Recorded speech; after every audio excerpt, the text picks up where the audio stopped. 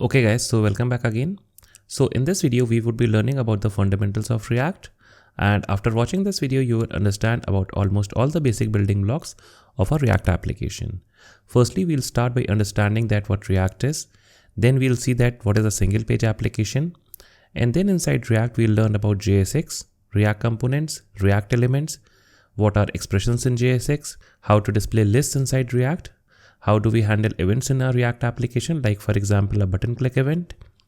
Then what are props, how to do CSS styling in a React app using the normal CSS files as well as using CSS-in-JS. Then we'll move ahead and understand that what state is in React and why do we need state in React applications. Then we'll learn about certain hooks inside React applications as to why and when to use them, like the useState hook and the useEffect hook. We'll also learn about calling an external API by making AJAX request using the Axios library. Then we'll see that how do we handle forms inside React application, how do we use environment variables in React, and how to make a production build of our React application. So it's a fully packed video. So loosen up your seatbelts and let's go for a smooth ride about learning React. So firstly, we need to understand that what React is.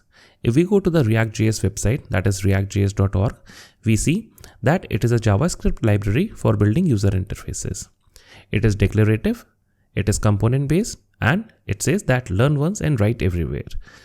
Basically in React, we use components and those are small pieces of code which can be reused.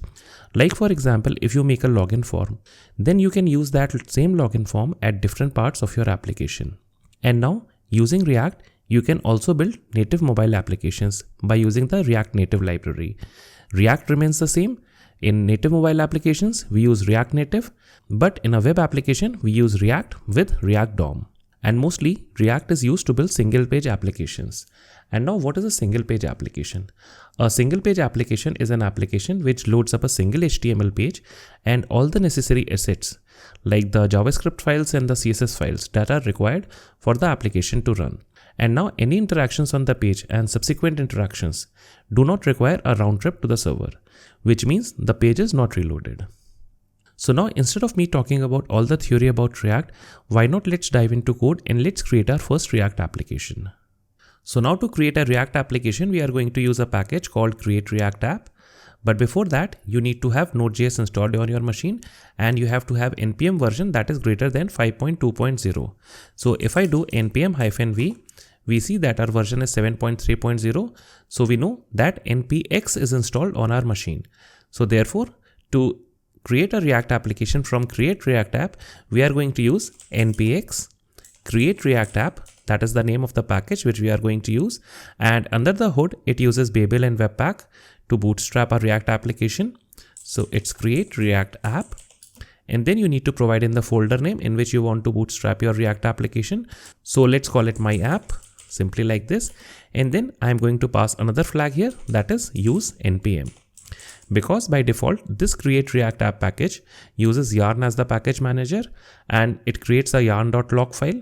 But since we want to use npm and not yarn, so therefore I am passing in this flag, that is use npm, so that a package log.json file should be created. So let's press enter. And now we need to wait a couple of minutes so that a React application is created inside this my app folder. So now the application has been created inside the folder called my app. And we have a couple of commands here, that is npm start to start the development server, then npm run build, which bundles the application for production, and so on and so forth. So now let's cd into the folder, that is my app. So let's do cd my app. And now I'm going to open this folder inside VS Code, though you can use any text editor, but I prefer using VS Code. So I can do code dot to open it inside VS Code. So now here inside VS Code, we have this folder open that is called my app, and this create React app package created these files, that is the package.json file, readme file, this package log file, and then a couple of folders, that is the source folder and the public folder. And then we have the default node modules folder that is present inside each and every Node.js application. So now if we have a look at the package.json file, we have a couple of dependencies here that are some testing libraries in which we are not interested. We have the actual React package. We have the React DOM package, we have this package that is called React Scripts, and we have the Web Vitals package in which again we are not interested. And then we have a couple of scripts here, that is the start script and the build script. So now let's start this application by doing npm start, and then I'll walk you through the folder structure here. So let's open my terminal here and let's do npm start. And now it will open up in browser on port 3000. So we see that this page loaded with a spinning React logo and some text which says to edit the file inside source folder, that is called app.js, and then we have a link here. So now let's go back to VS Code and let's have a look at the folder structure. So if we go back to VS Code, we see that we have two folders here. That is the source folder and we have the public folder. So mostly whatever work you are going to do inside a React application, you are going to do inside the source folder, and you are hardly going to touch the public folder. But let's have a look firstly that how this React logo and this text and this link is displayed.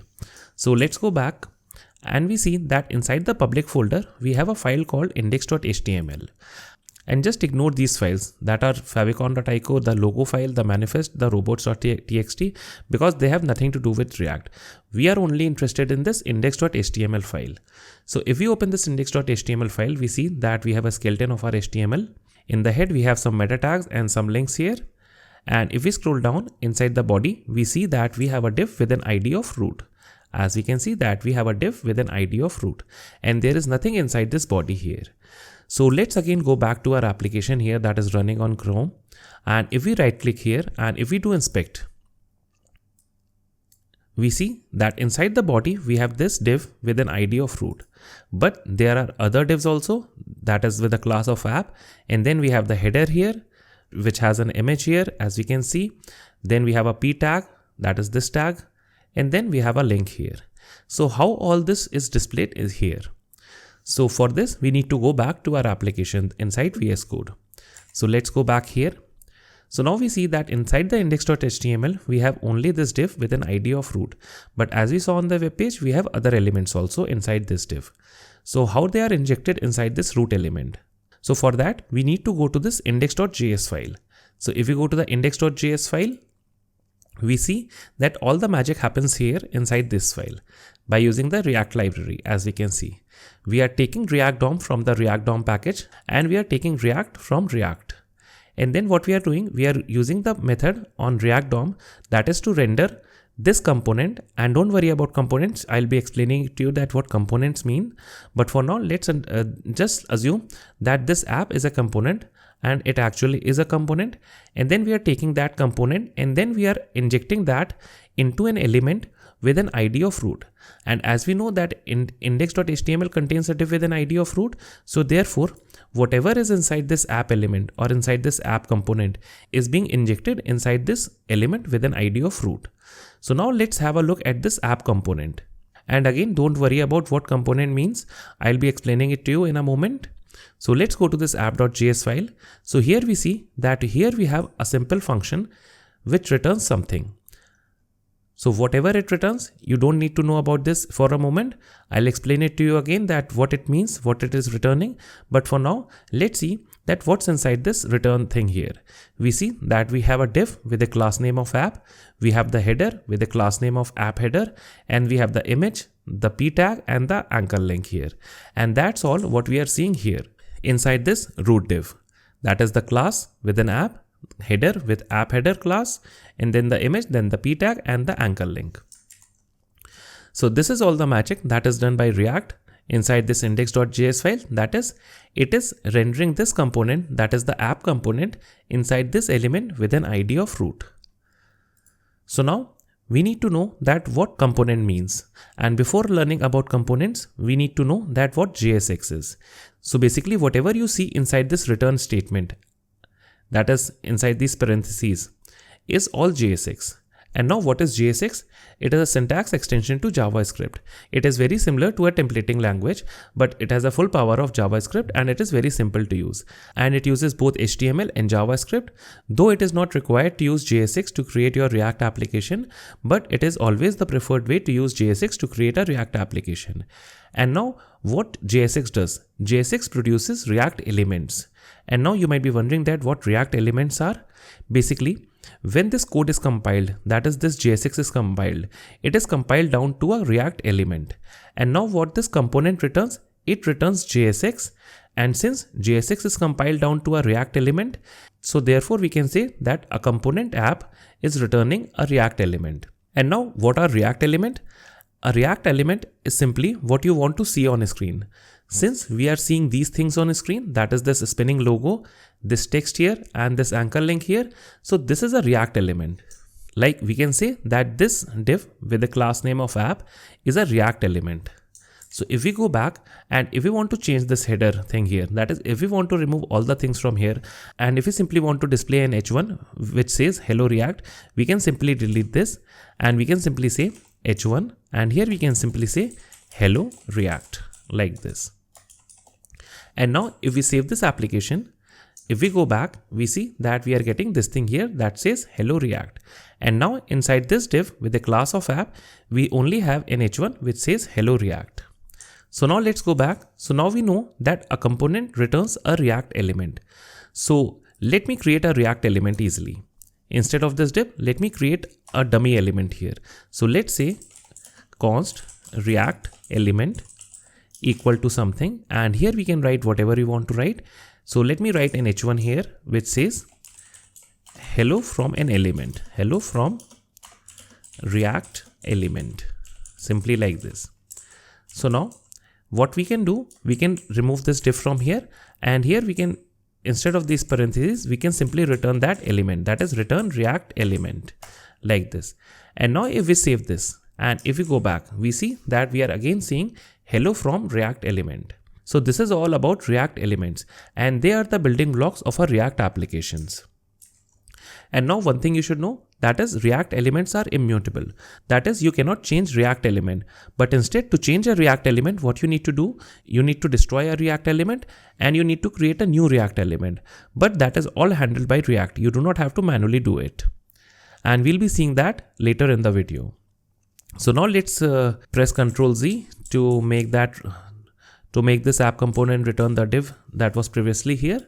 It was only for demonstration here. So let me remove this also. So now we know something about React elements, something about JSX. So now let's understand what more we can write inside JSX. So there is something called expressions inside JSX. So how do we write an expression inside JSX? So since this is all JSX, so let me write an h2 here, and inside this h2 we'll write a JSX expression. So to write a JSX expression, what you need to do, you need to open curly braces and you need to close the curly braces, and whatever is inside this curly braces is a JSX expression. So what if you want to do 2 plus 2? So let's do 2 plus 2. So we can do mathematics here as well. So if we save this and if we go back to our application, we see that we are getting 4 here because 2 plus 2 is equal to 4. So now we can also declare a variable here. So let's declare a variable here, that is const name equal to truly Mithal. And instead of 2 plus 2, we can output this variable here using this expression here, that is a JSX expression. So we can simply say name, simply like this. And now if we save this and if we go back, we see that we have truly Mithal here.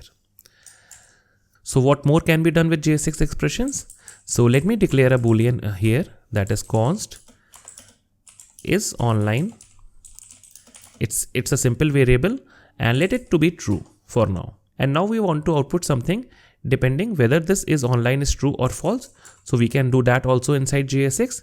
We can simply write an h3 here, and here we can again open our curly braces and close our curly braces to write JSX expression. And here we can check is online, and we are going to use ternary operator here. So if is online is true, then what we are going to display? We are going to display online. Otherwise, we are going to display offline. So we can write it like this. So let's save this and let's go back. We see that we are getting online because is online is true. So now let's change this is online to false. And let's save this. We see that we are getting offline here. So let's go back again. So now let's understand a little bit more about components. So we know that a component returns a React element. Here we have this JSX, which is compiled down to a React element. So that is what is being returned from a component. But you need to have only one element that is being returned from this function app. That is a component. If you want to do something like this, that is here we have a div, and then you want to make a sibling here that says h2, which says hello. then this is not valid because it is not a single React element. To convert this JSX into a single React element, you need to encapsulate all this into a single div. So what you can do it like this. You can simply say div, or you can make a parent div like this, and then you can encapsulate each and everything inside a single div, and then this is valid. So this is what you can do. So if we go here, so we see that the UI is rendered here and we are not getting any error here. So this is what you should know about components, that is, it returns only a single React element. So now let's understand about the types of components. So here we have a functional components because it is a simple JavaScript function, but there are two kinds of components inside React. Firstly, we have the functional components, and secondly, we have the class-based components. So this is a functional component, which is a simple function here, and it returns something that is a single React element. So now let's see that how do we create class-based components.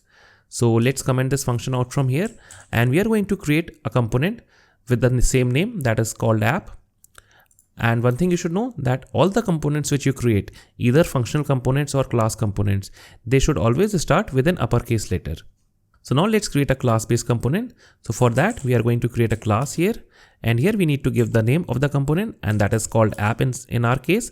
And then this should extend from react.component. So extends react.component like this. And now we need to import this React at the very top. So let's import it. So import React from React like this. And now inside this subclass that is called app, we need to have only one method here, that is the render method. So here we are going to use the render method like this, and this render method should return something. So here we need to return something, and that something is a React element. So here we can simply write h1, and it is a valid React element, and here we can simply say hello from class-based component. And if we save this, everything is going to work fine, and we are going to see this h1 on our page. So if we go back and if we reload the page, we see that we are getting this thing here, that is hello from a class-based component. Though in this video, I am not going to talk about class-based components because there is nothing special about class-based components that you cannot do with functional components. And moreover, I prefer using functional components above class-based components because they are easy to use and they have less lines of code. So now let me comment this class-based component out from here, and let me uncomment this functional component here. So now let's understand something about conditional rendering. So suppose we have this boolean here which says is online is false. So depending on this, we can return a React element depending on this variable. So what we can do, we can simply check if is online, then we want to return something, otherwise we are going to return this thing here. So here we can simply return a React element again. So we can simply return something, and here we can again say an h1 here, that is a valid React element, and here we can say that user is online, otherwise we are going to return this element, that is this element. And again we are not returning two elements here, because if is online is true, then we are returning from this block itself. We are not even touching this 14th line number here. So now if we save this, we see that we get this thing here because is online was false, and if we change this is online to true, then we are going to see this statement, that is user is online. So we see that user is online. So now let's go back again. So now we have done everything inside this function app, but we haven't created our own component. So let's create our own component. And now let me remove this thing from here. And now let's create our own component. And let me also remove this class-based component from here. So firstly, what I'm going to do, I'm going to create a component inside this app.js file itself. But traditionally, each and every component should be created inside its own file. So now let's create a simple functional component here. So for that, I'm going to write function. And here we need to give the name of the component. And here let's give it a name, that is display name. And that is the name of the component like this. And now here inside this component, we want to return a React element. So we can simply say return. And here we can use these parentheses. And here we can return a valid React element. So we can write a div here like this. And here we can simply say h2. And here we can say truly Mittal like this. And now let's save this. So now to use this component that is called display name, we can use it inside our component that is called app. So what we can do, firstly, let me remove these things from here because they are unnecessary. I need to keep it simple here. So now to use this component, what we can do, we can simply open the angle bracket and we can simply say display name like this. And then we can end the angle brackets like this. So if we save this, then let's see what happens. So let's go back and we see that truly Mittal is printed out here. And if we expand this ID here within a class ID of root, and if we open this div that says app, and we see that we have these h1s here, that is h1, h2, h3, and then we have this div element here within h2 here that says truly Mittal. And if we go back here, we see that inside the display name that displays our name, we have this div here with an h2 here, and that is what is displayed here inside this app here. That is inside this div with the class name of app, we have this div here that is the display name element itself. So this is how we write components. So now let's put this component inside its own file. So for that, we are going to create a new folder inside the source folder that is called components, because that is the standard way of doing things. So let's create a folder called components like this. And inside this components folder, we are going to create a new file that says displayname.js, displayname.js.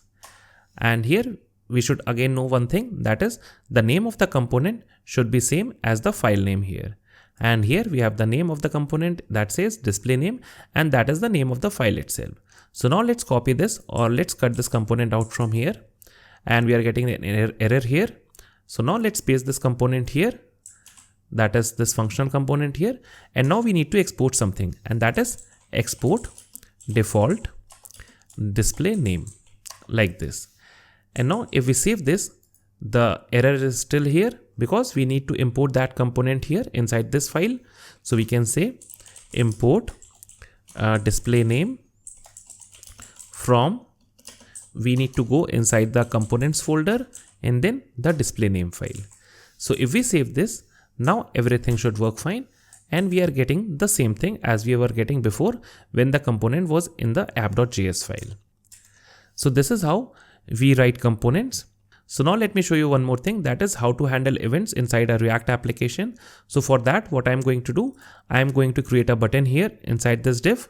So let me create a button here which says click me. And now to handle the click events, we need to add the onClick attribute for this button. So we can say onClick, and then this should be equal to something, and that something should be a JSX expression. So we open the curly braces and we close the curly braces. So what we want to do when we click this button, so we want to simply make a log statement inside the console. So let's do console.log, and we can say button clicked. And again, this is the wrong method and I am showing it to you intentionally. So if we save this and if we go back to our application and if we reload the page and if we go to our console here, we see that even though we haven't clicked the button, we are getting button clicked here because this console.log statement is executed as soon as the file loads. So now to happen it only on button click, you need to use the arrow function here like this.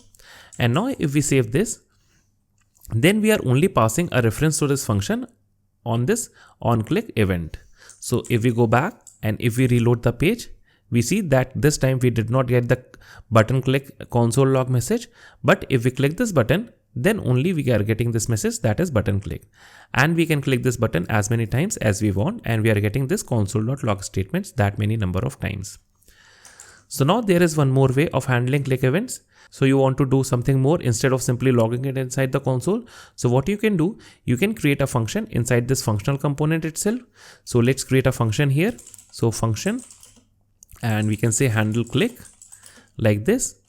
And here what we can do whatever we want to do. And here we can simply again make a log statement that says 1, 2, 3 like this. And now instead of passing in the arrow function here, what we can do, we can simply pass a reference to this handle click function here. We can simply say handle click. And again, we do not invoke this function. We are simply passing a reference to this function here. So now let's save this, and if we go back and if we reload the page and if we clear out the console and if we click here, that is click me, we see that we are getting 1, 2, 3. So this is how we handle click events. And similarly, you can handle more events, that is on mouse events, that is on mouse enter event like this. And again, I'm simply calling this function that is handle click, though it's not a click event, but let me simply pass this function here that is handle click like this. We simply want to see that how this thing is working. So if we save this and if we go back, so let me clear out the console, and as soon as we enter this button here, we are going to get this event that says 1, 2, 3. And again, if we are entering this button here, we again get this event that is 1, 2, 3, again, and again. So a lot of fun. Let's go back. So in similar ways, you can handle events inside your React application. So now let's see that how do we handle lists inside React, because lists inside React is not as simple as it seems to be. So for that, I'm going to create a new component here that says something. So let's create a component by the name of movie_list.js like this. And now to create a functional component, I'm going to simply type RAFCE, and it basically scaffolds a functional component here. And how I am able to do this RAFCE? It is because I have installed a package inside my VS Code that is ES7 React Redux GraphQL React Native Snippets. So I would highly advise you to use this package and install it inside VS Code, because it will make your lives a hell lot easier as compared to writing down the function yourself. So therefore, I could use the simple snippet that is RAFCE, which simply means React Arrow Functional Component Export. So that is what I've used here, that is RAFCE. So let me do it once more. So let me remove this thing from here and let's open this files here. So I can do RAFCE and let's press enter. We have a functional component here, and the functional component is created by the name of the file itself. Since the file name was movie list, so therefore the name of the functional component is movie list, and you do not have to type it manually by yourself. So now if we simply return here, that is h1, and let's call it movie list like this. So if we save this and if we import this component that is movie list inside our app.js file, so let's simply import that. So import movie list from components movie list like this, and let's use this movie list somewhere here. So let me remove everything from here because we only want to display movie list, or let me comment it out from here. And let's open our angle bracket, let's write movie list and let's close the angle bracket, and now let's save it. And if we go back, we are seeing the movie list here. So now inside the movie list component, let me close this display name.js file. So now for the movie list component, I am going to add an array of movies here. So let me copy and paste an array of movies here. So let me paste it here, and we see that we have an array of movies here. So now how do we display all these movies inside here? So what we want to have, we want to display a list. So let's write a UL here, that is the unordered list. So now here we want to display li tags with these movies. So what we can do, we can create a new array by using the map method which has li tags. So for that, what I'm going to use, I'm going to use the JSX expression here. So we can say movies.map, and here we have the individual movie like this, and then we need to return something. So return, and what we want to return, we want to return n, so it should be li like this. And again here inside this, we want to display the movie. To display the movie, we again have to use the JSX expression like this. And if you do not use the JSX expression here, then you are simply going to see movie here and not the name of the actual movie. So let's save this, and if we go back, we have the list of all the movies here. And now we see that we are getting some error here that says that each child in a list should have a unique key prop, and that is very true, and that was again intentional. So we'll have a look at this thing later, but let me show you one more thing. So now instead of writing all the JSX here, what you can do, you can create a variable here that is movie list, and this should be equal to something, and that something should be this thing here, that is inside the curly braces here. So let me remove this thing from here and let's paste it here. So this movie list is an array, and now to display this array, what we can do, we can simply use the JSX expression here, and here we can simply output this variable that is the movie list. So we can simply say movie list. So now if we save this, everything will work the same way as it was before, and still we are getting this error that every child in the list should have a unique key prop. So while list items should have a unique key prop, it is necessary because it helps React to identify that which items have been changed or added inside this list. Though we are simply displaying a static list here, but what if you have thousands of items inside your list? So to make it easier for React to handle those 1000 items, you should need to provide a key to individual items. And now to provide a key to an individual item, what we can do, where we are displaying this li here, we can supply a key thing here like this, and here we can provide in the value of the key, and this key should be unique inside each of the elements, that is inside each of the li tags. So here inside the map method we have movie as well as we have index like this. So for the key we can simply pass index as the key like this. So if we save this, we see, let me clear out the console, and if we reload the page, we see that the error is gone because each of the li elements have a key that is unique for each of them. But again, that you should use index only as the last resort, but instead you should be using unique IDs that are not changing. Since what will happen in this case, that is if I'm going to remove any of the movies here, that is if I have a button here which deletes the movie, that is the individual movie, then what will happen when the movie list is re-rendered, then all the indexes would be recalculated. So therefore the items does not have a stable key ID. So to make React efficient, you should make sure that your items should have stable identities. So this thing would work. Let me paste in another array here. So instead of this movies, let me comment this movies out from here. Instead of this, let me paste another array here. That is an array of movie objects with an ID of 1, name Captain America, and then so on and so forth. So now to display this list, what we can do, we can again use the movies.map method. And now let me remove out this index from here. And now to provide in the key, what we can do, we can simply provide it like this, that is movie.id, because individual movies have IDs here as we can see. And now to display the name, we need to provide movie.name like this. So if we save this, everything would work the same as before, but this time our movies have stable identities. Even if we delete any of the movie, like if we delete this Black Panther, then Captain America remains same because its key is unique and it is attached to its ID, and that ID is not changed. So React would be very efficient in recalculating list and re-rendering your items on the page. So now let's go back and let's talk about props. Basically, props are a short form of properties. They are inputs to a component. They are passed from parent component to a child component. Variables can be passed as well as functions can be passed as props to a component. So here we are inside our movie list, and here we have an array of movies that is a variable here. So we want to pass this variable that is called movies from the parent component, that is from inside the app component, to the movie list component. So how do we do it? It is very simple to do. So let me cut out this array here. Let me cut it out from here, and let me paste that array inside our app.js file. So let me paste it inside our app component here.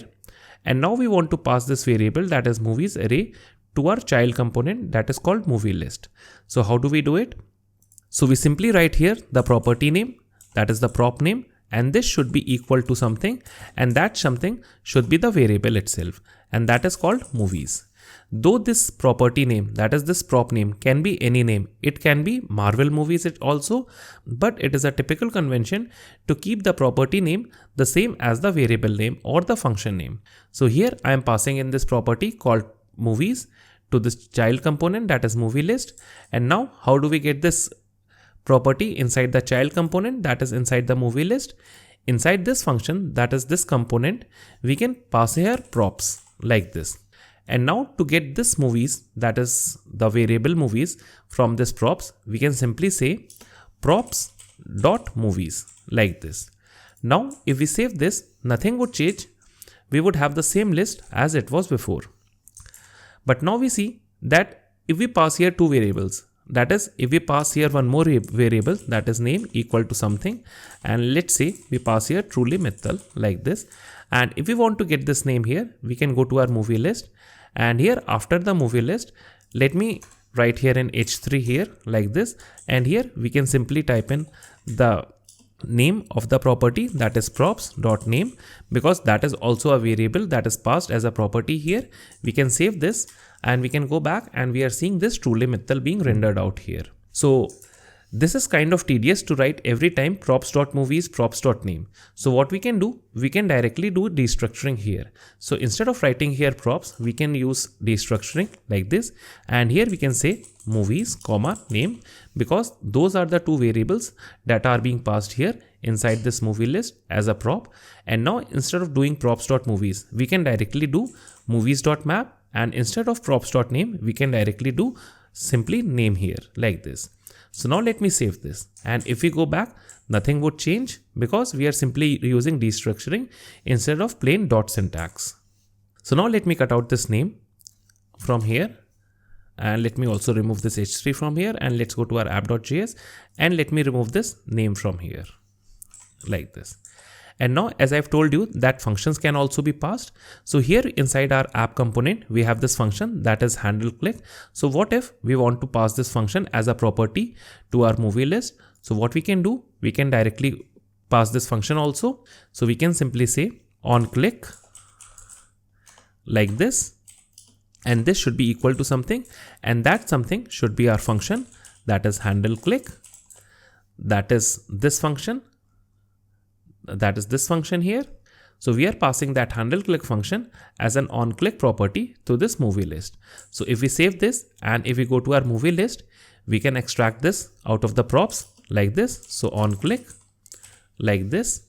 And if we save this, nothing would happen because we need to add this function somewhere inside this movie list component to make it active. So what we want to do, whenever someone clicks on this movie item, that is these items, we want to get notified inside our app.js, because this handle click function is inside app.js.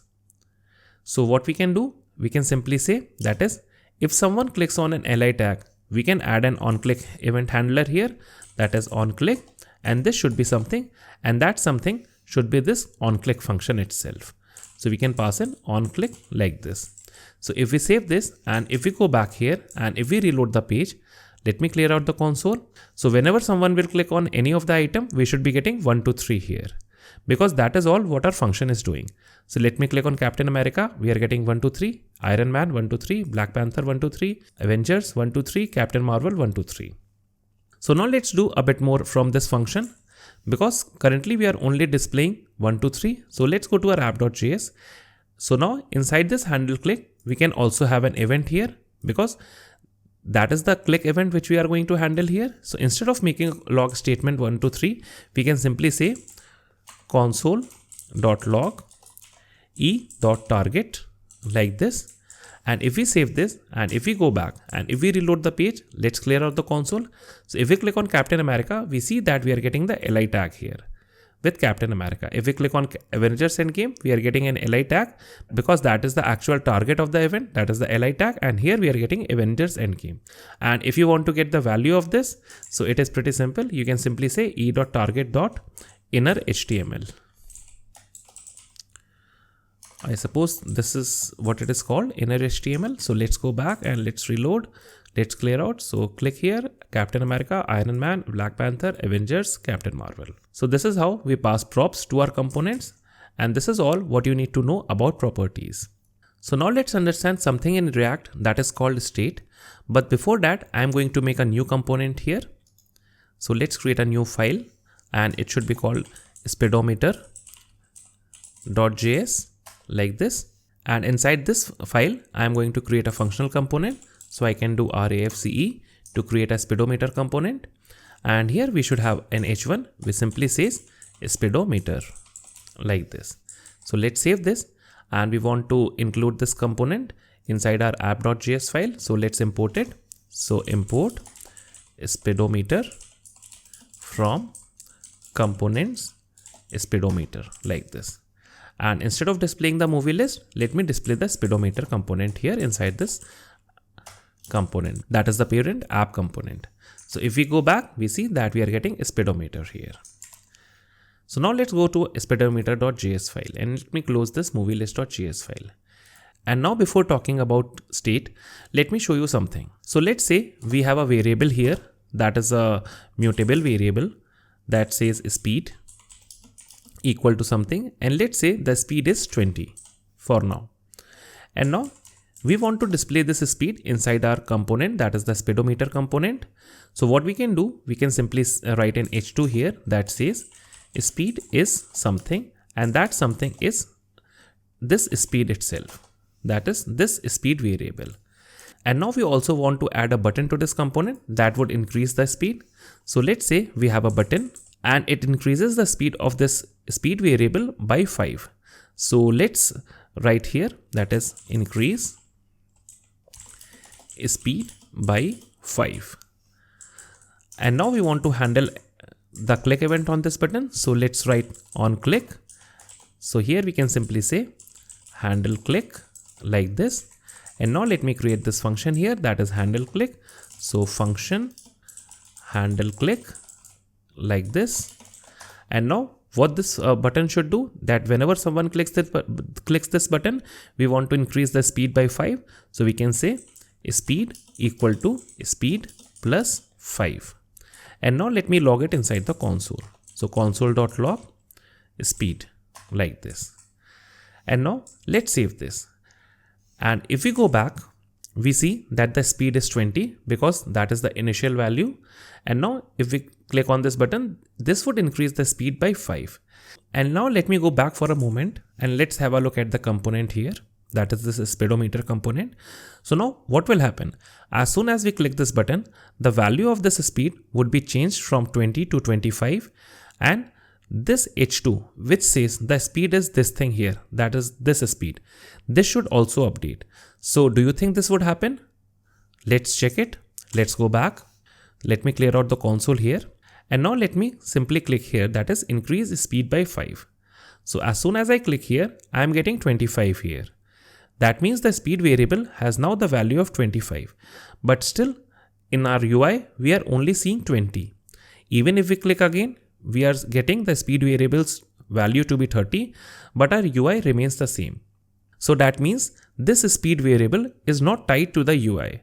So now to tie a variable to a UI, you need to have that as a state variable and not as a normal variable. Because if the variable is not a state variable, then the component will not be re-rendered. That is, it would not show the current value of that variable. That is the speed variable. So therefore we need to have a stateful variable so that the component re-renders and it shows you the current value of that variable. So now how to create this variable, that is the speed variable, as a stateful variable? It is very simple to do. We need to use something that is a hook in React, and that is the useState hook. And basically hooks are very simple to understand. They are very simple functions which simply have the use keyword before them. So any function you see in React that starts with use, it is a hook. So let's go back and let's see how to use the useState hook. So we need to import the useState from React. So what we can do after importing React, though we do not need to import React in a functional component, it is because of the ES7 extension that I told you it is imported, because now it is not necessary to import React from React whenever you are creating a functional component. So what we need to import here, we need to import useState from React like this. So we are using destructuring here, though we can use react.useState. That is, let me show it to you. That is, if we do this thing here, that is, if we have React here, so we can also do this thing here, that is react.useState. So we can do it like this also, but we are using destructuring here. So we are not interested in this React thing here. So now let me convert this speed variable into a stateful variable. So for that, let me comment this thing out from here. So now to use this state, that is to convert this variable into a stateful variable, we would write something like this, that is const an array equal to useState like this. And here inside this parentheses, you want to pass in the initial value of this variable. And in our case, the initial value of this variable is 20. So you can pass in a boolean here, a number here, a string here, an object here, whatever you want, you can pass in here. That is the initial value of this variable, whatever you are going to use. And now this useState hook returns us an array, and the first item of the array is the value of the variable. In our case, it is speed. And the second value of the array is a function that sets a value to this variable to a new value. So that should be called setSpeed, like this. And now if we save this, nothing would change in our UI.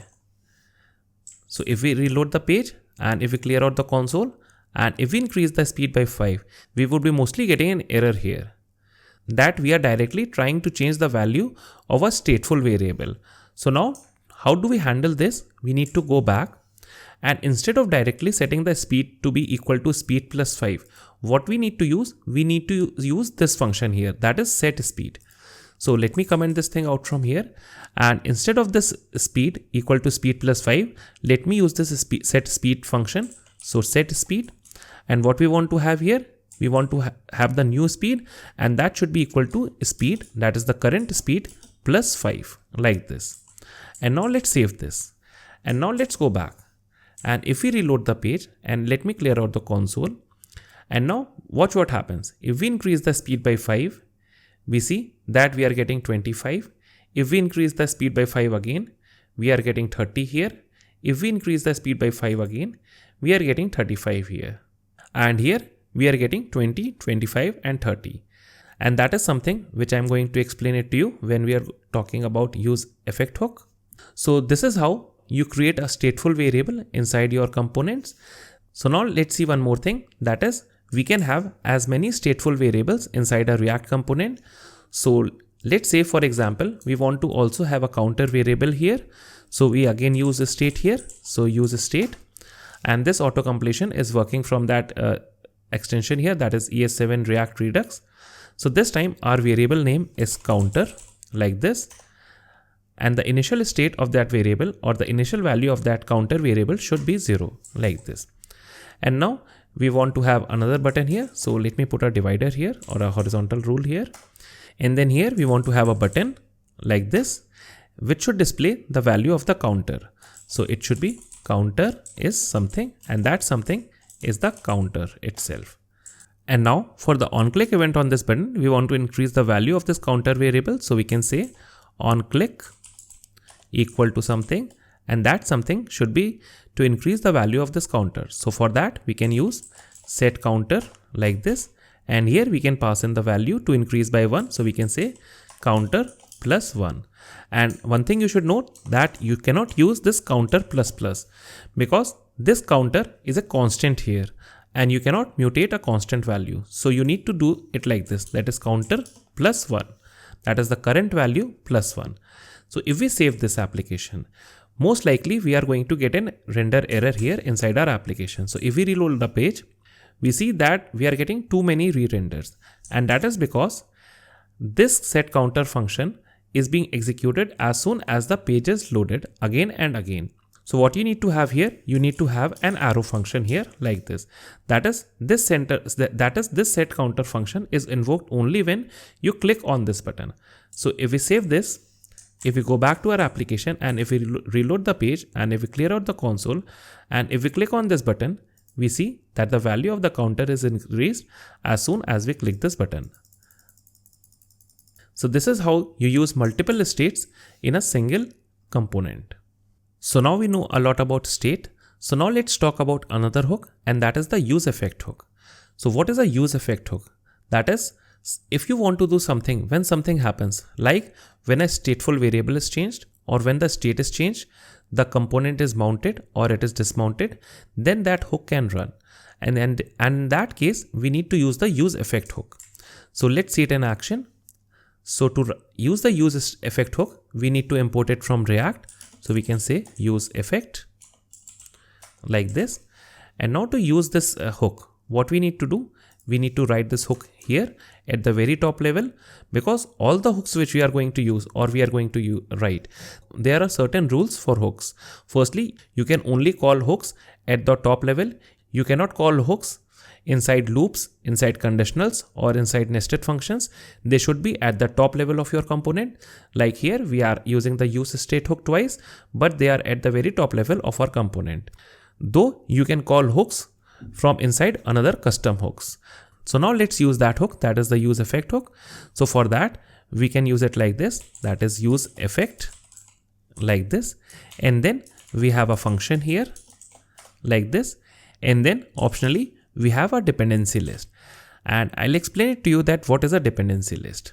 So now we want to do something whenever this counter state is changed. So for that, to use this, to fire this function or to fire this callback function, when this counter is changed, we can pass this as a dependency here. That is this counter state as a dependency here. We want to fire this function. That is whenever this counter state variable is changed, this callback function would be fired. So what we can write here, we can simply say console.log counter state variable has been changed, like this. So if we save this and if we go back to our application and let's reload it. So let me clear out the console. So now if we click on counter button here, we see that the counter is increased by 1 and we are getting this message from the callback function, that is counter state variable has been changed. If we click again here, again we see the same thing. If we click again we see the same thing. But if we click on this button, that is the speed button, that is the increased speed by 5. Then we are not seeing that useEffect callback function, that is counter state variable has been changed.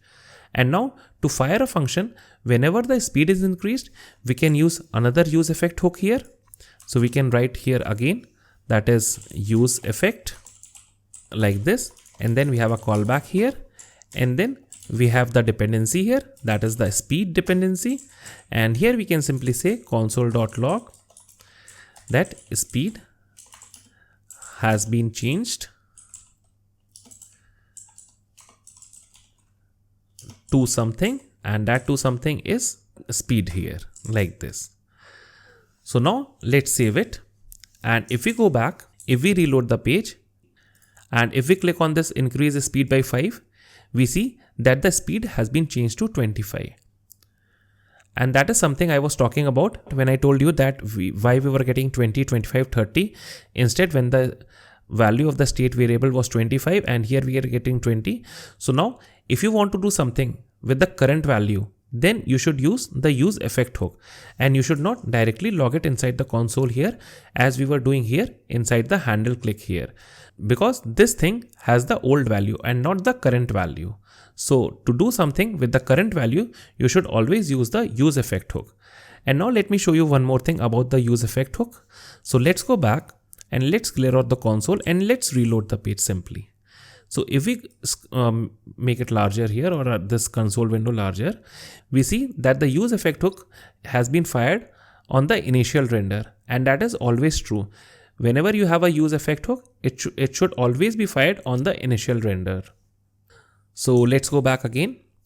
So now let me show you something more, that is we want to do something whenever this component is mounted, that is this speedometer component is mounted inside our main component, that is the app component. And this mounting I have not told you before. So let's see it, how to mount a component and how to dismount a component. So let's go to our app component here and let's create a state variable here.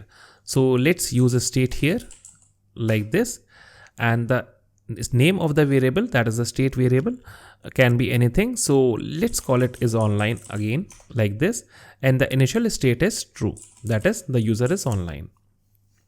So now depending on whether the user is online, we want to display the speedometer component, otherwise we want to display something else. So let's see why it is giving an error here, because it has been declared twice. So let me comment this thing out from here. And let me also remove these things from here because they are unnecessary. We do not need them anymore. So let me delete everything from here like this. So let me also remove these things from here because they are not necessary as of now.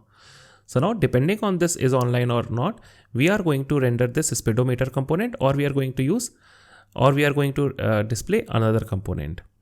So now we also need to import this useState here at the top here. That is where we are importing React. So let's import it, useState like this. Now the error is gone.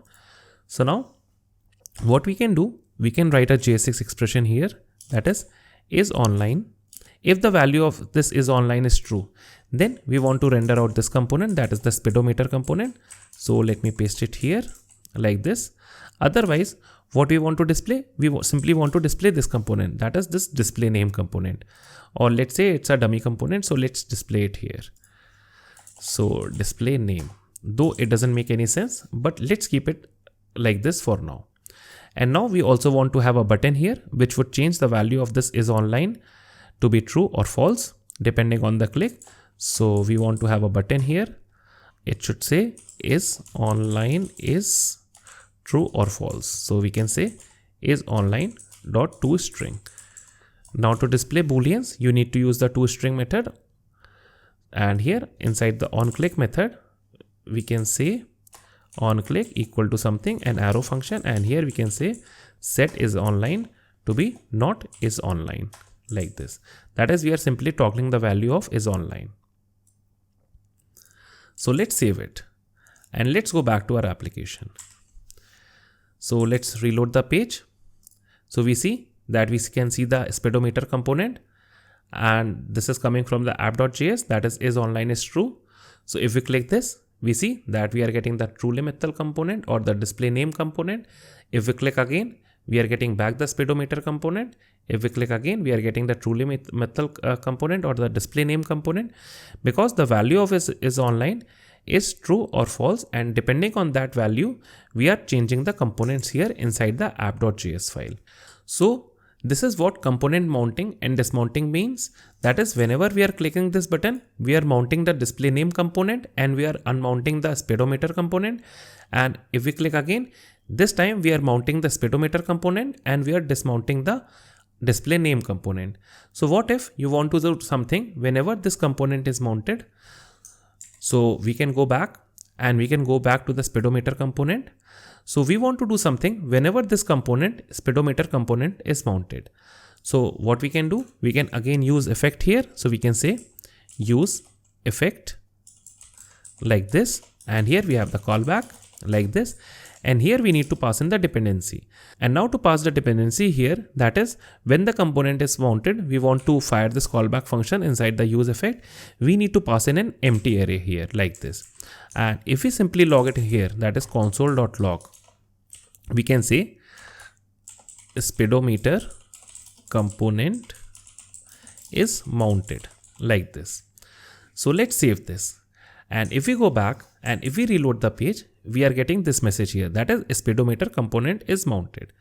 So let me clear out the console. If we click here, we are getting the display name component. And if we click this thing again, we see that we are again getting this thing here, that is speedometer component is mounted.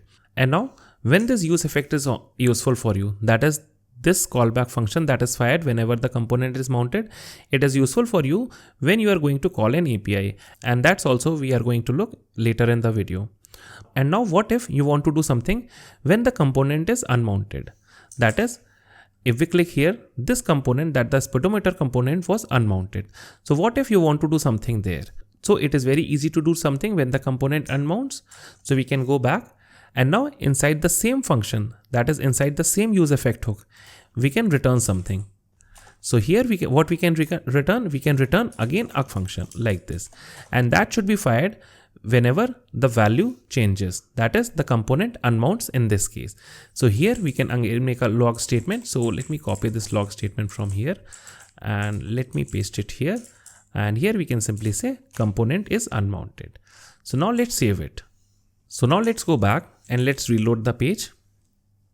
So we have the speedometer component mounted. If we click here, we see that the speedometer component unmounted, and we are getting this message, that is speedometer component is unmounted.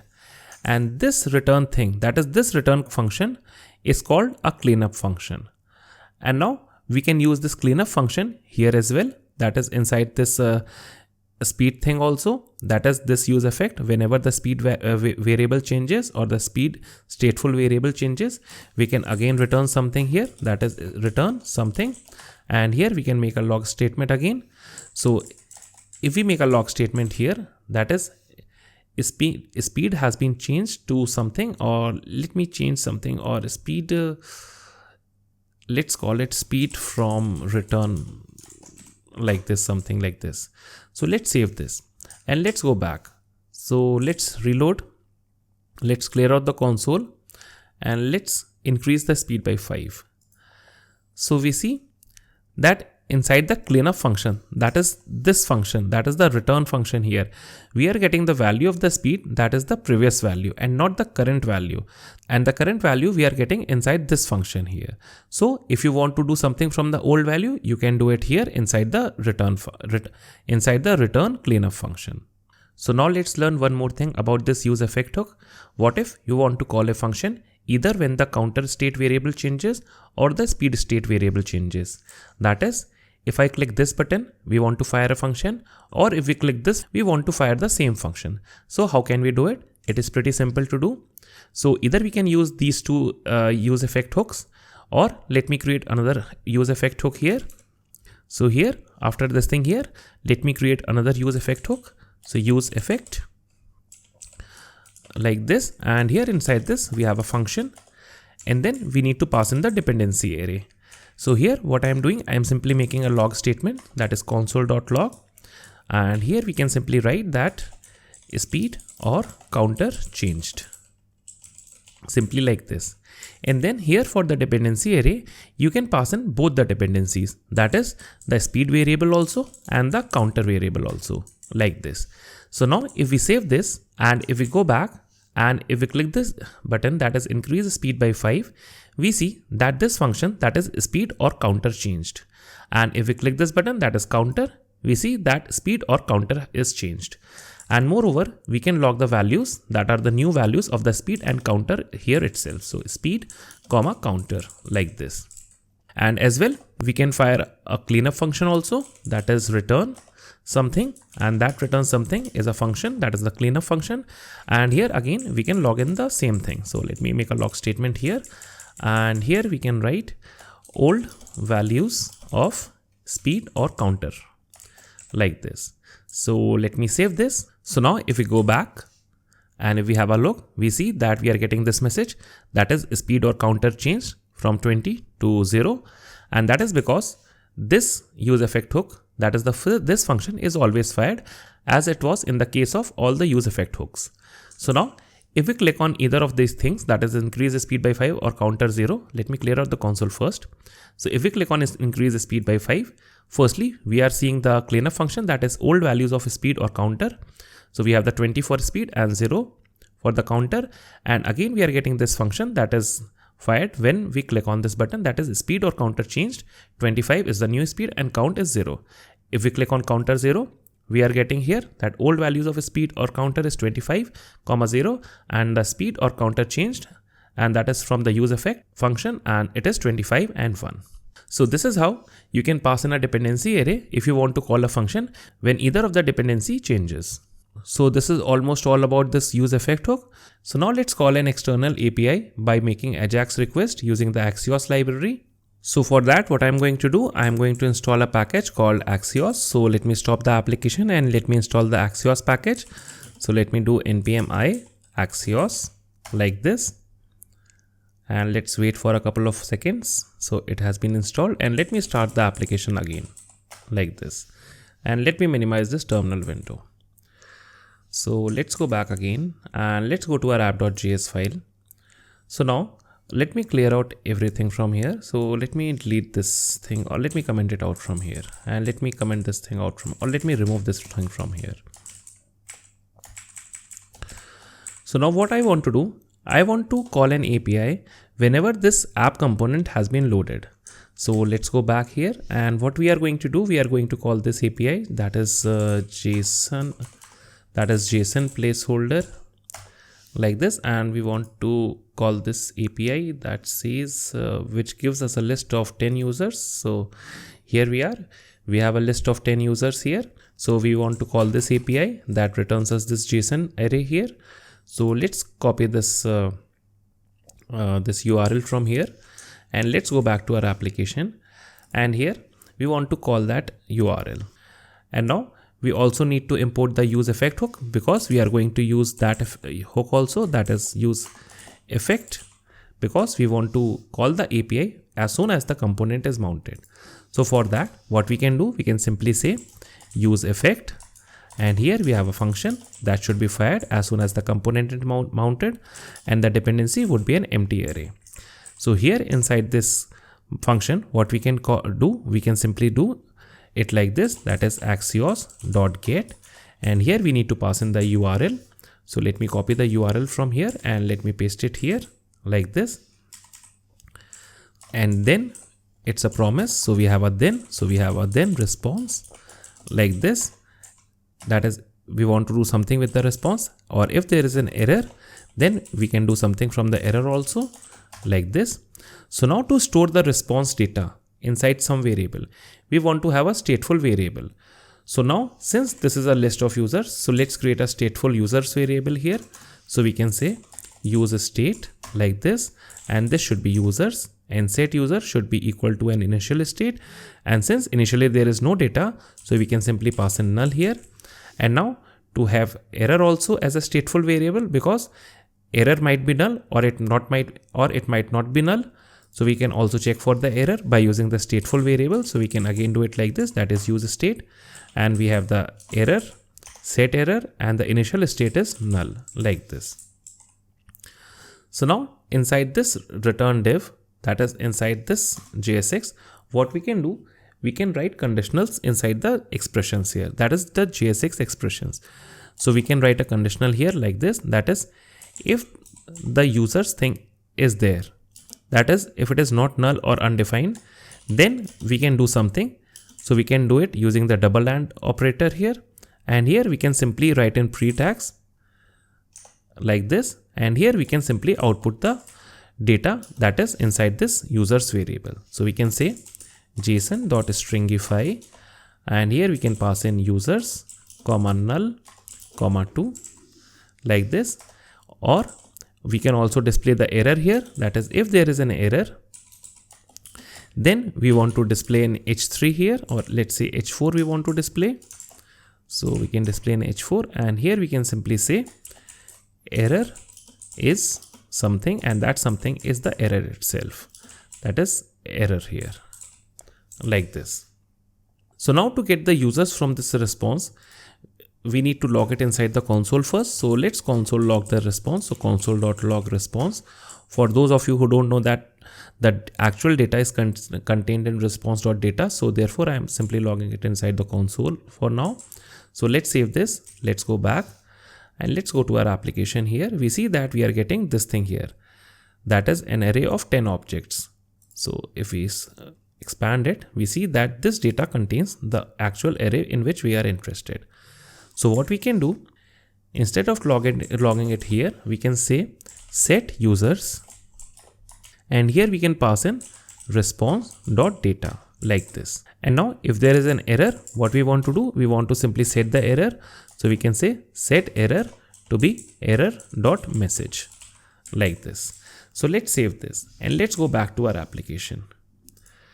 So let's reload the page, and we see that we are getting this data here, and this is because of the app class name that is centering all the content. So let's go back and let's go to this app.css and let's remove this thing from here.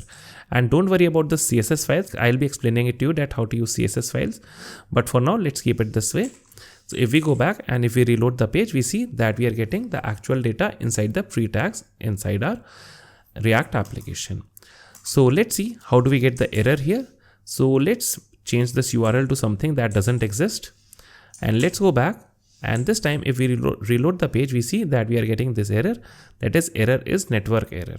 And that is thrown by the Axios library, because this URL, that is, I have put an extra C here. This URL doesn't exist. So therefore we are getting this error here. So let's change it back to the original URL and let's save it. Let's go back. Everything is working fine. So this is how you make an API call using the useEffect hook and the useState hook. Okay, so now you know a lot about React, more than anyone on the planet. So now let's take it further and let's talk about forms. So for that, what I'm going to do, I'm going to remove everything from this app component. like this, and I'm going to also delete this thing from here.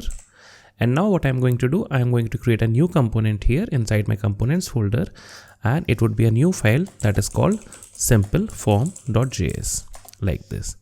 And inside this form.js file, that is simpleform.js file, I'm going to create up my form here.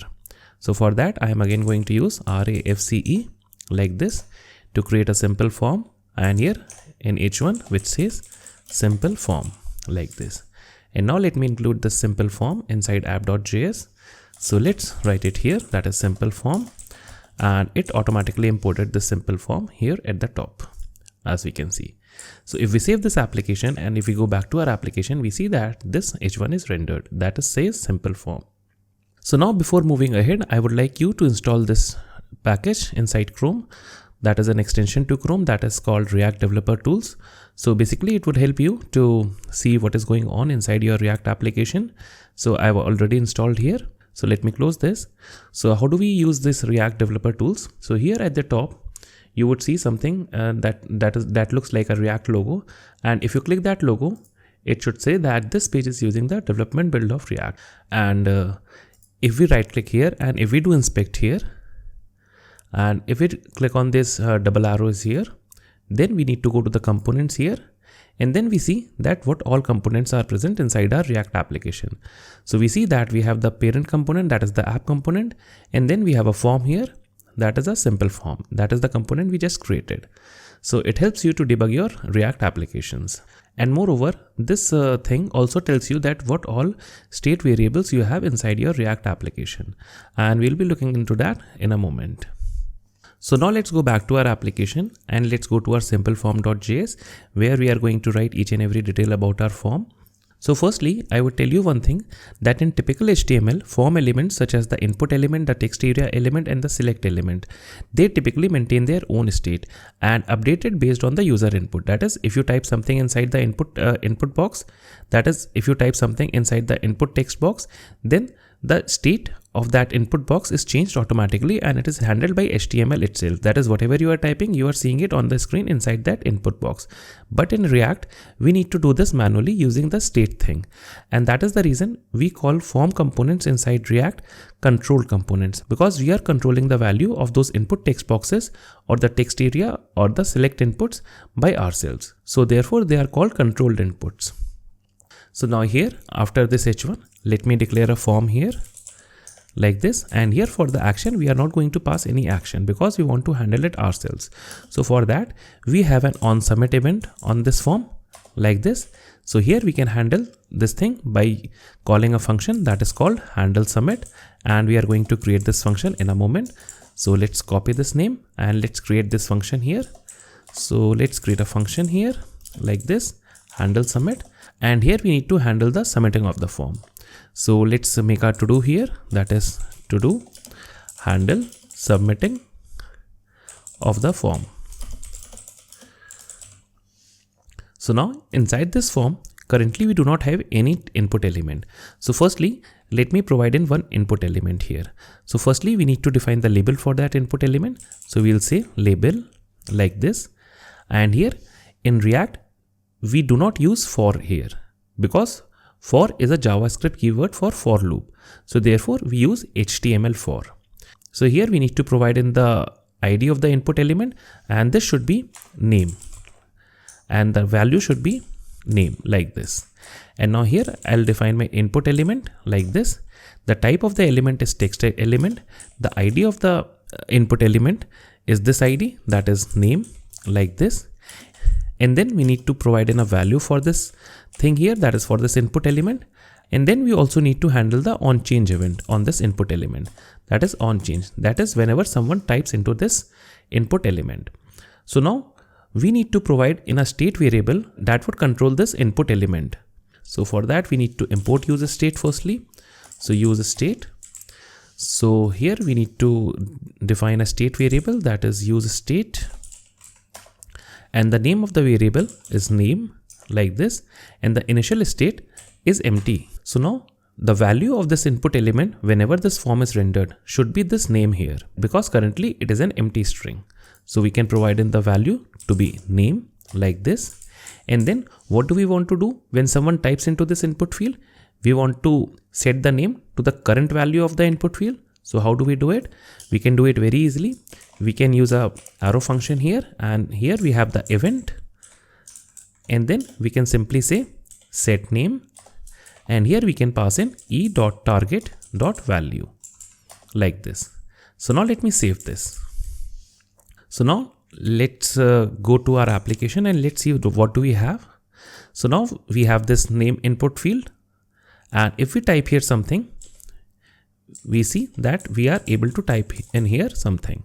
And if we click on this simple form, we see that we have a state variable that says this thing here. And we can do something here also. We can type in here also, and then the state is automatically updated here. And that is because of the React developer tools, which I told you that you should install if you wish to install. So now let's add one more input field here. So let me put a break statement here, and here we'll add in an input of type submit like this, and the value would be submit form like this. So let's save it, and now let's simply make a log statement when someone submits a form. So let me make a statement here, that is console.log form submitted with the values, and the values we can pass in an object here, that is name itself like this. And now let me remove this to do from here, and now let me save this, and now let's go back. So now let's reload the page. So we have this thing here, and let's open the console here, and let me also clear out the console.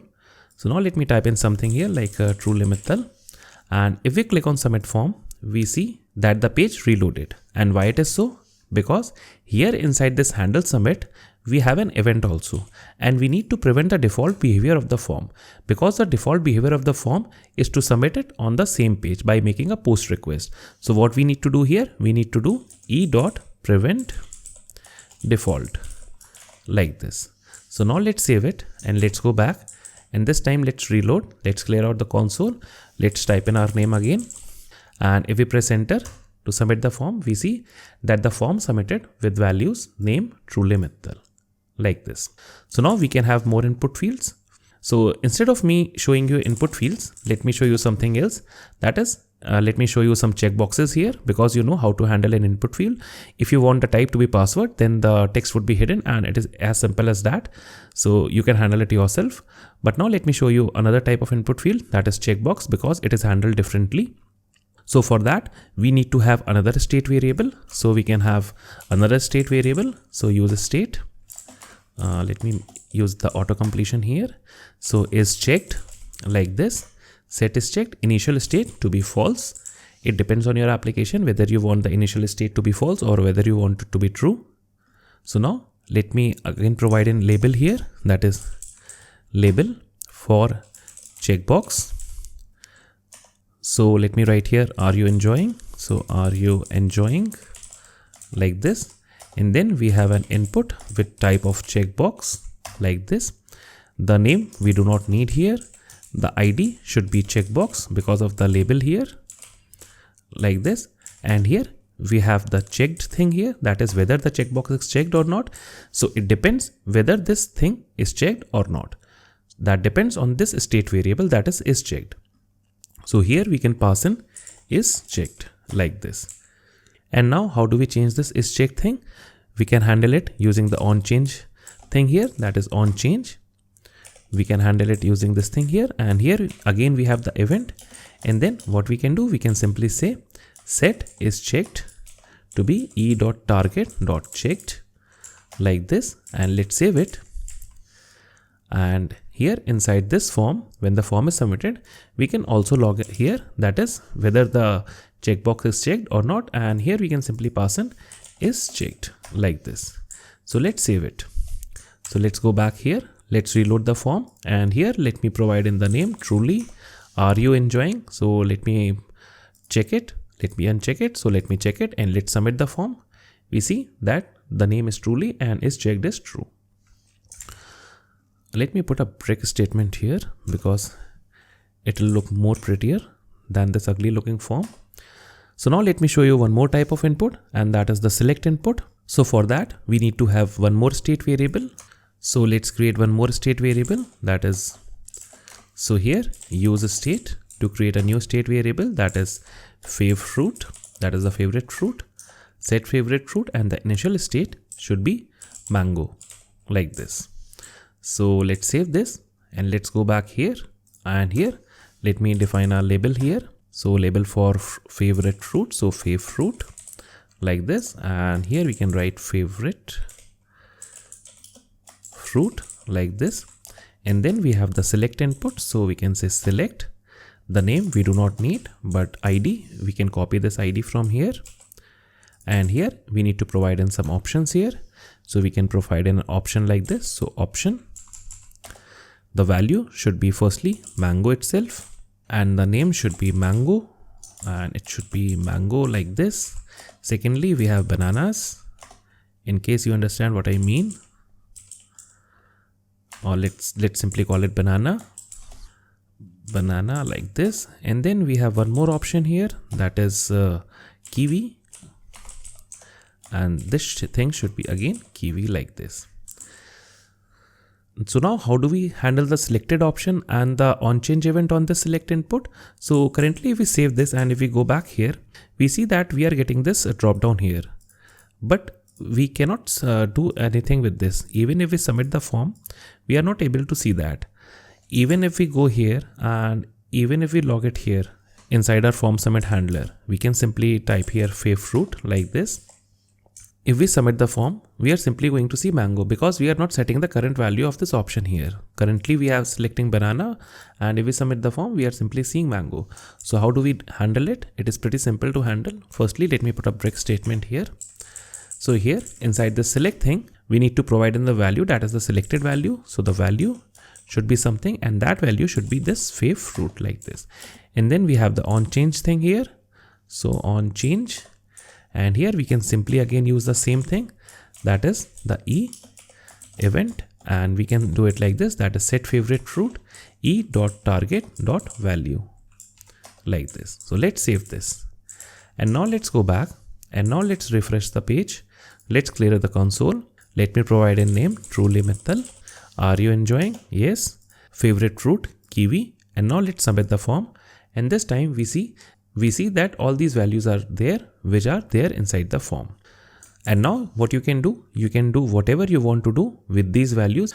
And now you can make a post request by using these values to your backend server, and you can do whatever you want with these values. But again, you need to validate the form on the front end itself. So for that, you can do it manually here inside this handle submit function, or you can use a package called Formic, and it's a very handy package for using forms inside your React applications. I always use that package, that is Formic, for handling forms inside my React application. Even if I have a single input field in my form, I always use that Formic package. So now you know how to handle forms inside your React application. So now let's see that how do we style our React applications. So now let me close the simple form. Let me close this app.css. Let me close each and every file. And now instead of the simple form, let me write here in H1 that says hello React. And it is only for styling purposes. And then we have a paragraph with some lorem like this. So let me save this. So now we have these two elements. And then we have this div with a class name of app. So let me remove this thing also, like this. So now how do we style this application? Firstly, as we just saw that we removed this class name from here. If you want to provide your CSS class names here, that is, if you want to provide in this CSS class here, then you need to write here class name and not class, because class is a reserved keyword for JavaScript to create classes. That is, we saw initially that to create a class-based component, we need to create a class. So therefore, we cannot use class inside JSX. We need to use class name here. So what is happening here? We are taking in this class name, that is the app class name. And where this app thing is coming from? It is coming from this app.css thing. And if we open this app.css file, we see that we have this class here that says app. So what you can do, either you can use pure CSS, or you can write each and every style inside your index.css, but index.css is the base styling for your application. So now, since if we go inside index.js, index.css is imported here inside this index.js file. And now inside this file, we are rendering the app component here. So if we go to the app component, that is this app.js, we are including this app.css file. So let's open the app.css file. So if there are clashes between index.css and app.css, that is, if you have a, let's say you have a class name here that is my class like this, and you have some values here, and you have the same thing inside app.css. That is, let's say you have the same class here, that is my class. And let's do something here. So let me provide in a background color here. So background color to be aqua inside the my class inside index.css. So let me save it, and inside app.css, or before doing anything inside app.css, let's go to app.js, and here we'll provide in one more class name, and that is my class like this. And if we save this and if we go back, we see that the color of the background is whatever it is. So if we go back here and if we go to our app.css file, and here we provide in the same class name, that is my class, and here we provide the background color to be, let's say, antique white, and let's save it. And now if we go back, we see that the color is antique white and not that blue color. And why is it so? Because app.css file is included after index.css file. As we can see here, that inside index.js we included index.css, but since we included the app component, and inside the app component we are including the app.css file, so this file is included after index.css. So therefore this class, my class, is overriding whatever is inside my class inside the index.css file. So it's not so much useful for me to use this app.css file like this and then index.css file like this, or you can create each and every CSS file for each of your components, but it will mess up your head when you are trying to style your application. So I never use this way of styling, but instead what you can do, you can simply ignore this app.css file and you can write each and everything inside this index.css file, because it is the only CSS file that is included inside index.js, and no other component includes any other CSS file. But there are ways around to use module.css file, but that is not a part of this video because that is something different, and that is something advanced which I am not going to talk about, and that I'll talk about in some another video. But for now, let me show you one thing more, and that is CSS-in-JS. That is, how do we write inline styles here in this thing itself. So let me remove this my class from here. So now if we want to give this div some style, so what we can do, we can give it a style like this, that is an inline style, and here we need to open two curly braces, and then whatever we want to write, we can write all the CSS styles here. So we wanted to give it a background color, so let's give it a background color. So background color like this, and here in the quotes you can provide in the color. So here I am providing in red, but here we see one thing, that is in CSS, that is in typical CSS file, to give the background color we need to write it like this, that is background hyphen color. But in CSS-in-JSX, we need to write background color in camel case, that is background, and then C with the capital letter, that is the camel case, and then the value. So let's save it, and if we go back, we see that our application has a red background. So let's go back. So now let's give this h1 something. So let's give it a style. So let's style it like this, and let's give it a color of, say, let's say wheat like this. So let's save this. Let's go back, and we have this color, that is the wheatish color. So we can do the similar stuff here as well inside the paragraph. So we can give it a style like this, and here we can say color to be black, and then the background color to be something else, and let's say the background color to be, let's say, green or green yellow. Let's save it, and we have this thing here. So what more we can do, instead of writing all the inline styles here itself, we can write it here at the top inside our component. So here we can say const paragraph style equal to an object, and this object should be this thing here. So let me cut this object from here and let me paste it here. So this is an object here, and inside this style we can simply write paragraph style like this, and this should also work the same as before, as we can see. So now this is all about some basic styling inside a React application. So now what if you want to include a package like Bootstrap inside your application and you want to use the SASS files? So what you can do, you can go to your index.js file and you can directly import the SASS file here. But for that, you need to install another npm package, that is Node.sass, which would compile your SASS files to CSS files when it is building up the application for production. So it is very simple to do. You simply need to install Bootstrap, npm I bootstrap, and then to install Node.sass, npm I Node.sass, node-sass, and then you need to include the SASS files from the Bootstrap package from the node modules folder inside this index.js file, and then you are good to go without doing anything else. So now let's talk about some more things, that is how do we include the environment variables inside this React application. So let's create a .env file here. So firstly, let me stop the application. So let's create a .env file like this, and now we have this .env file, and let's provide in some environment variable here. So let's call it myvar. So myvar equal to something. So let it be yours truly 267 like this. So now we want to include this environment variable inside any of our files. So now let's go to our app.js file and let's try to use this environment variable here inside app.js. So let me remove this thing from here, and let me also remove this style from here because they are not necessary.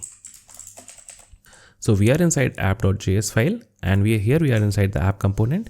So here what I simply want to display, an h1 which simply tells me the value of my environment variable. So we can do, since we are using node environment, so we can simply do process.env.myvar like this. So let's save it, because myvar is the name of the environment variable here.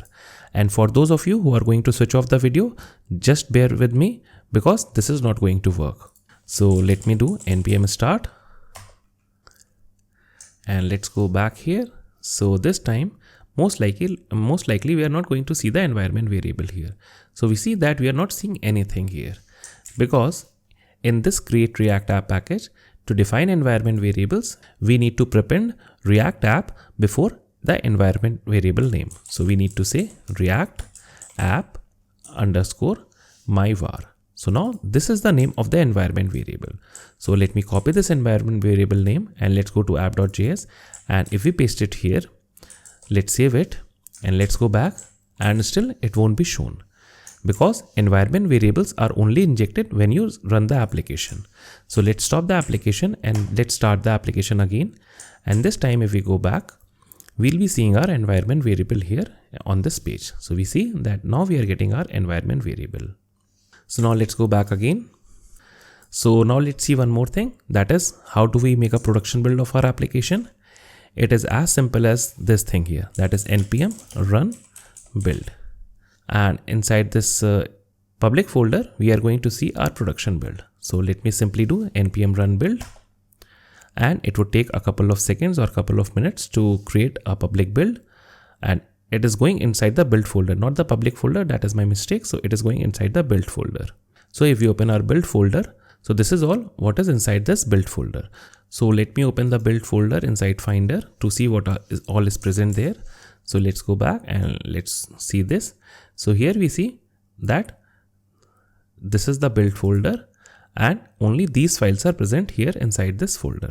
That is, all the static files are present. That is, we only have a single index.html file, and this logos, you do not need them. They are coming from the public folder. And again, this favicon and asset is coming from the public folder. But what we are interested in is this static folder. So if I can increase the font size, yes. So if we go inside the static folder, we have all the bundled CSS files for our application in chunks, as we can see. If we go back, if we open the JS files, so these are all chunk files that are loaded whenever you load up a React application. And you can simply serve this application from a static server, which can serve HTML files. So guys, this is all about this thing here. So I hope that you like the video. So if you like the video, do hit the like button. If you haven't subscribed to the channel, do subscribe to the channel. So thank you. Bye bye. Tata. Take care and have a good day and have a great day.